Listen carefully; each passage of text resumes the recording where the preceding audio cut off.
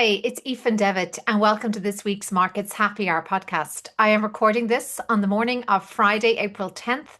It has been another extremely eventful week as we've come back from the brink of threatening of a pretty serious escalation of the war in Iran. That was on Tuesday. We've seen markets move around in expectation of some clarity around a ceasefire in the weeks and days since. And now we are looking at the current fragile ceasefire as we move into the next 2 week period. So let me bring up the slides. I've called this week's podcast Ships Passing in the Night, as not only are we focused on the ships passing through the Strait of Hormuz, which has been a chart that has been watched minute by minute by market commentators and energy analysts, we're also thinking about Artemis II, the space rocket, that the moon exploration that has been for many a symbol of hope, a symbol of progress, and a symbol of the technological advances that are possible, and potentially the beginning of the new frontier of energy exploration in space, starting with the moon. As usual, we will cycle through the topics of inflation, interest rates, geopolitics, equity markets, and other asset classes. As always, in recent weeks, we are focusing on private credit as an asset class that is very much on everyone's mind and has been very much in the headwinds of market commentary and big bank professionals commenting on the state of private credit. So we'll see about whether there is, in fact, a slow bank run going on in the ranks of private credit currently. Some of the subtopics for this week: inflation hitting some turbulence. We've spoken a lot about inflation and how the estimates for the longer term inflation were still more muted, even though in the short term there was deemed to be a more transitory influence of the price of fuel, as well as fertilizer and other food even. We also think about interest rates, and in the imagery of the Artemis II, whether interest rates are indeed coming back to earth after briefly being derailed as inflation seemed to be higher. We will look at equity markets and some of the subtle shifts that are taking place within equity markets. They are not behaving as they have behaved during previous crises, and that in itself is notable.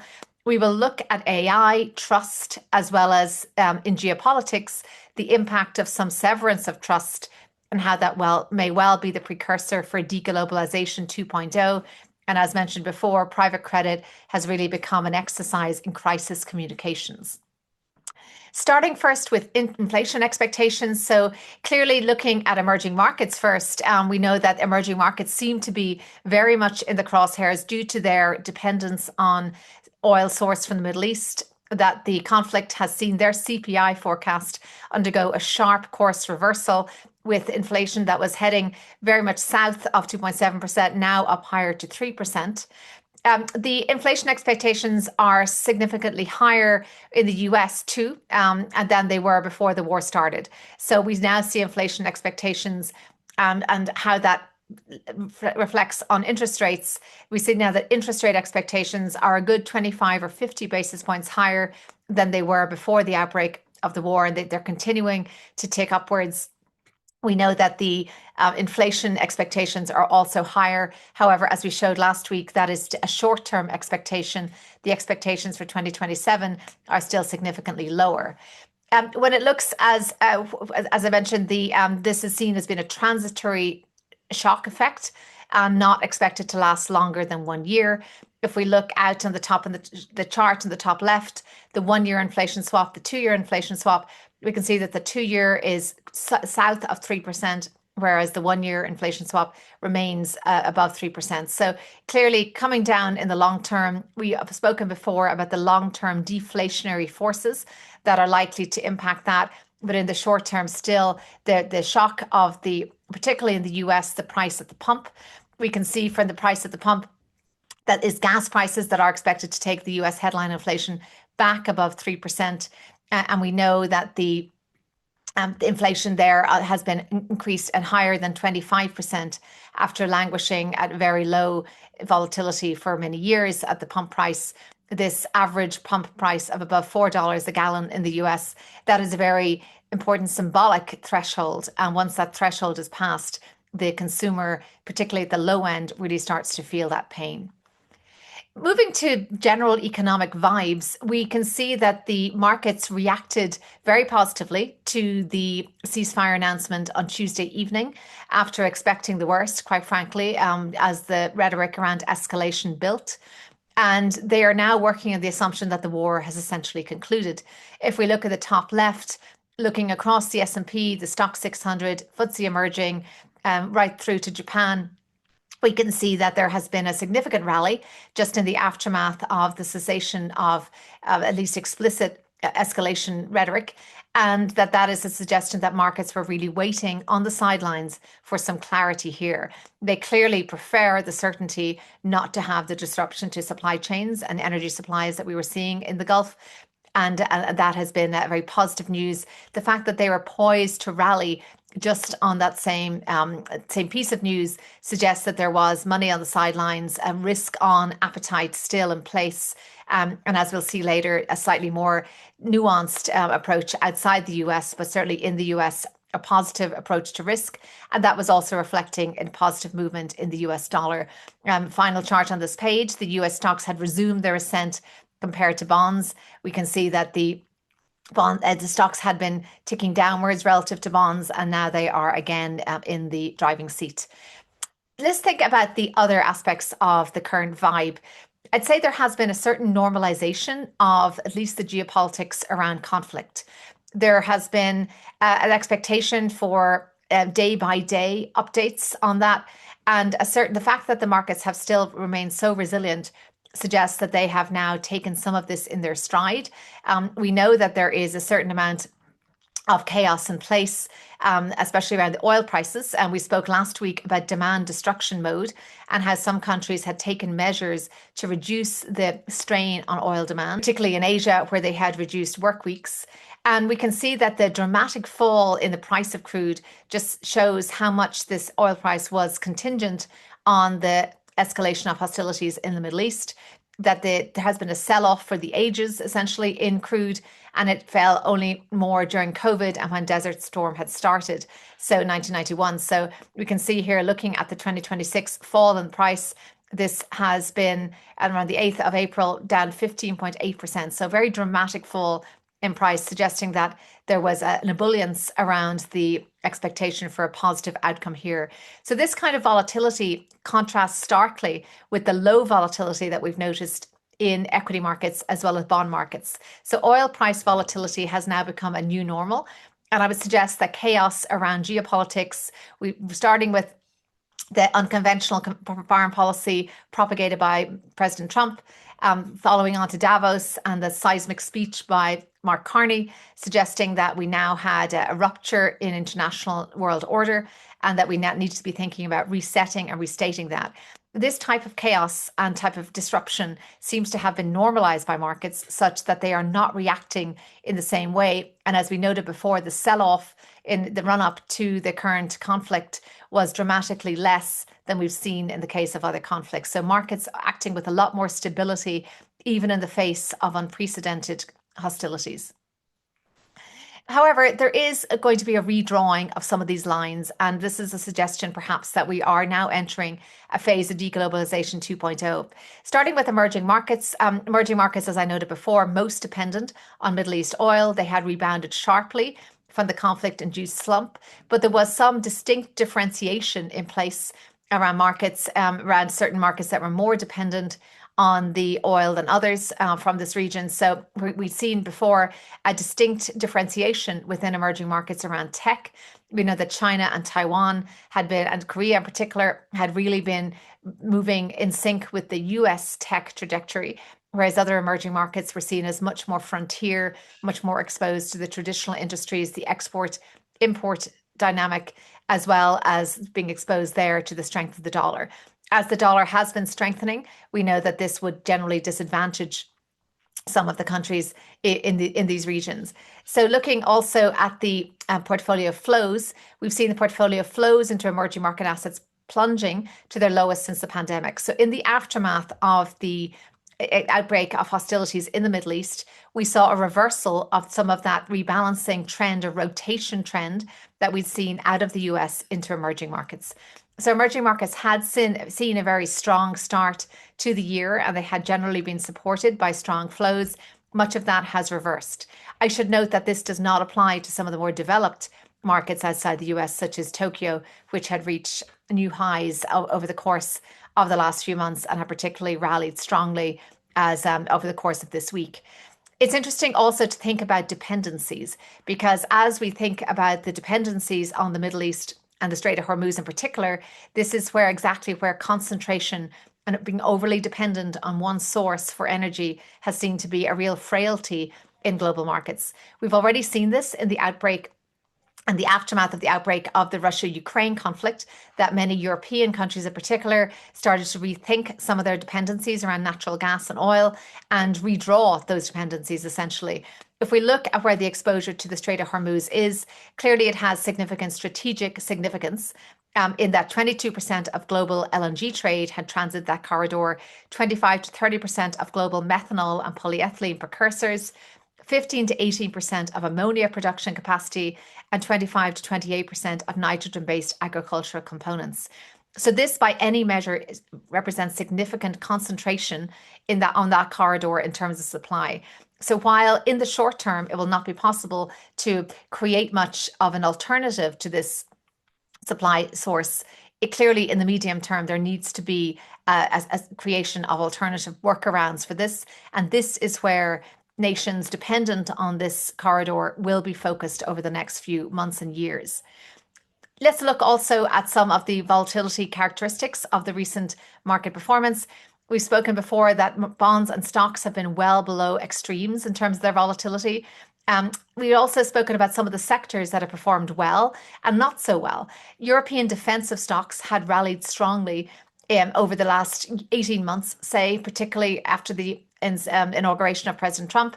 We know that there was rhetoric as well as action suggesting that Europeans needed to increase their spending on defense. This, particularly within Europe, and Rheinmetall, as an example, within Germany, had seen strong uptick. Interestingly, these stocks have not performed well in the aftermath of the Iran attack. Whether it is simply because they had performed so well, they had been perhaps overbought, and there was some reckoning in the aftermath of the tensions. It could, by all accounts, the expenditure on defense is certainly going to be higher within the US, and we've seen requests already from Congress for an increase in that budget. This would suggest that also other countries need to increase their defense budget, but stocks have not performed in that way. And looking at other sectors that have clearly seen some dramatic changes, the software sector in the bottom left, clearly the realignment of the software sector relative to the rest of the S&P, significant re-rating, and that has been quite dramatic, back to levels not seen in over 13 years. AI too remains in the headlines, and it seems to have even shifted again. We've talked about the concern around some of the interconnectivity of the deals. We've seen last week the details of a SpaceX IPO and just the kind of magnitude that would be in effect. We also spoke about the magnitude of the private fundraising going on at OpenAI, and that really did dwarf many IPO fundraisers. So clearly a wash in capital, but concerns starting to emerge, not only in terms of the use case and trust around models. We've seen that already explode around some of the agency concerns around Moltbook. That seems very much in the past now. But we've also seen the development of, well, first of all, Anthropic going on a supply chain risk list by the Pentagon when their explosion of tensions emerged there around the use of Anthropic for autonomous for warfare as well as on surveillance.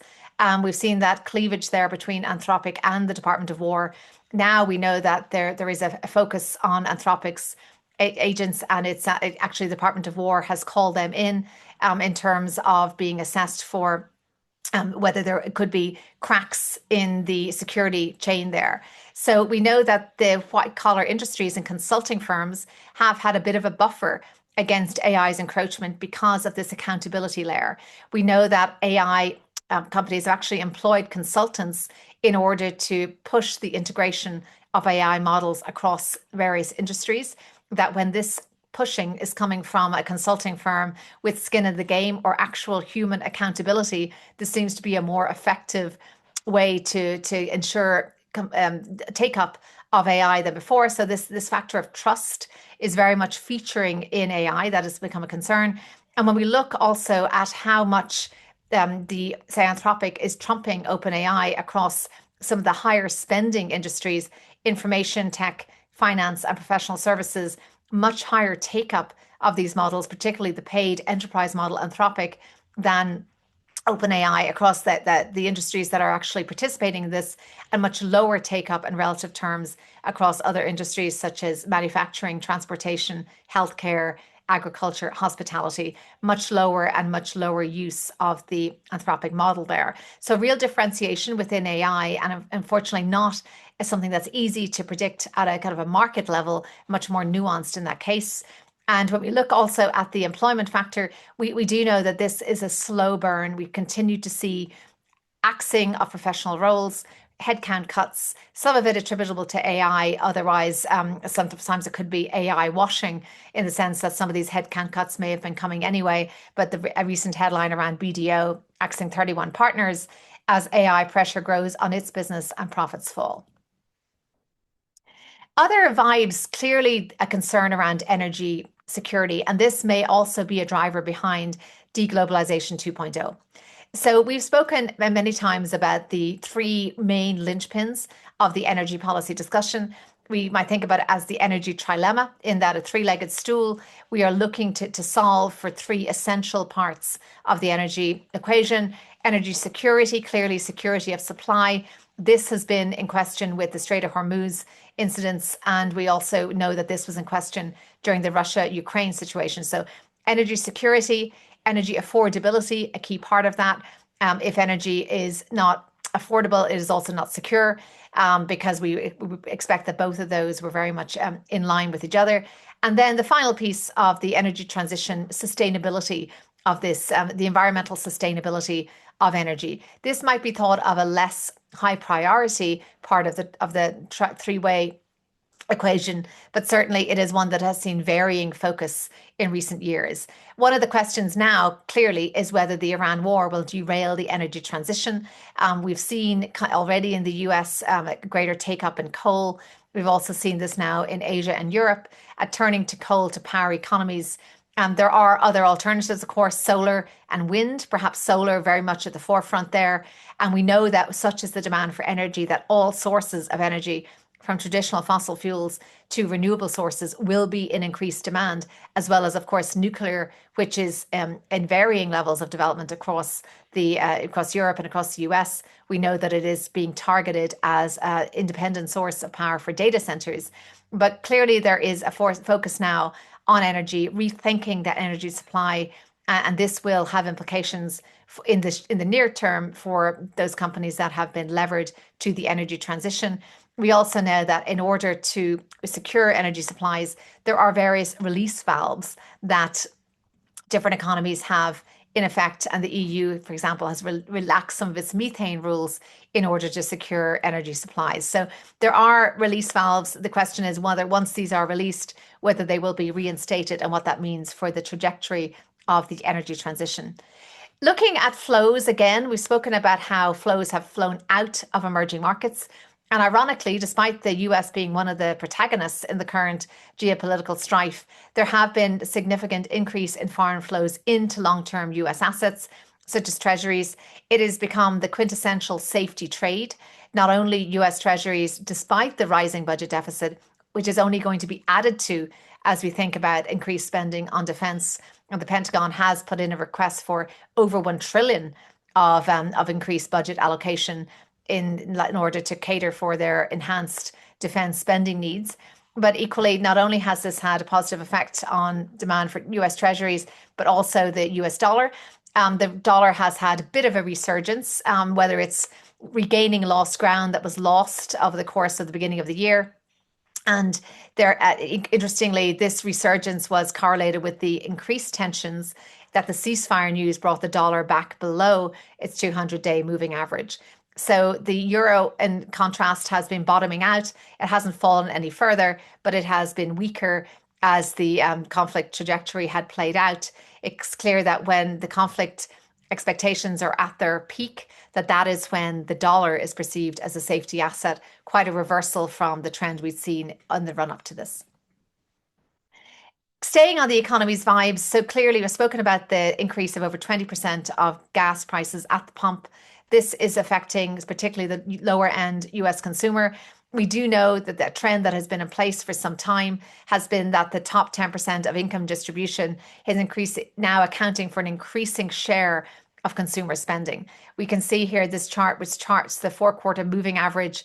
If we track the black line, which is the bottom 80%, and the top 10% being the blue line has crossed the black line, crossed that somewhere before the current administration took hold, but is only continuing, that divergence has only continued, that the top 10%, thanks to tax cuts, thanks to their compounding, have only continued to take an increasing higher share of consumer spending. And that is this inequality that is persisting, that will drive policy and will affect the rhetoric, particularly in the US midterms, getting ever closer. But it also means that the effect of something like oil price increase and gas price increase will be felt more acutely. This will trickle into earnings. This will ensure a trading down from discretionary expenditure into some of the lower end chains, the Walmarts, the Dollar Generals. And we will see this will definitely have an impact on consumer spending. Finally, to end on private credit. So we have had an ongoing rhetoric around the redemption requests in private credit as they now reach a peak. We've seen this chart on the left, we've seen over 20 billion being redemption requests from private credit groups, with no group immune from these requests. This has been described as a slow run bank run, or a slow motion bank run, because there doesn't seem to be any sense of it abating. But equally, it's only slow motion because these funds are deliberately set up to be able to gate redemptions to avoid a bank run and to avoid a crystallization of losses. If we look at who the high profile names who've seen the most redemptions, you can see that Cliffwater, Blue Owl, Blackstone, Apollo, Ares have all been in the crosshairs in terms of redemptions. For the most part, most of these redemptions have been met. Certainly in the case of Blackstone, all of the redemptions have been met. And as we go down the bar chart to funds such as KKR, BlackRock, Nuveen, TPG, they've met all redemptions and they have been significantly lower. If we look at where the redemptions have not been met, clearly that is correlated with the funds that have seen the most demand for redemption. This would be exactly what a gate is intended to do. But what we have also seen is ongoing rhetoric from the likes of Jamie Dimon, who was the creator of the idea of the cockroach in private credit. He has spoken before about there being more than just one, there being some contagion, also suggesting that he would have more confidence in the banks, their ability to withstand a credit crunch than some of the private credit managers. But also he reinforced the ultimate low level of contamination and systemic effect that could be possible out of private credit due to its relative size. We know that the size of the private credit market is between 2 and 3 trillion, but that is still a minnow in comparison to the bank market and the public credit market. So clearly not something that could have systemic effect, but as we've seen from the volume of headlines, something that could definitely have severe effects on the just simply the investor perception of private credit. That concludes our thoughts for this week. I think the important theme coursing through the headlines that we're seeing today is a rethinking of alliances, of a new world order, a rethinking of what it means to secure energy supply. And what investors need to think about is whether this will mean something has fundamentally changed in the years ahead, whether this is around the oil price itself. Is it likely to be higher in the years ahead? Is there likely to be less trust among and between nations, particularly as NATO itself, say, has been in the crosshairs in the debate this week? Will this mean that individual nations need to be more self-sufficient, or will the middle powers band together, as was suggested by Prime Minister Carney in his Davos speech? Will this mean that, say, the EU will be less fractious, less fragmented, more joined up in its need to support each other and be aligned when it comes to their policy and their positioning around other, say, global powers? This, I think, is a very notable area because we've also seen that this type of stress has put some limits on the most extreme policy positions. We know that the far right has not had a string of successes in Europe in recent elections, and there has been a move back towards the middle, as we know that some of these strains have provoked a need to perhaps have reason prevail versus ideology. So interesting trends for sure in markets at the moment. And we will continue to bring you updates and speak about what this means for your portfolio and how you need to think about asset and allocation. Thank you, everyone, and we'll see you next week.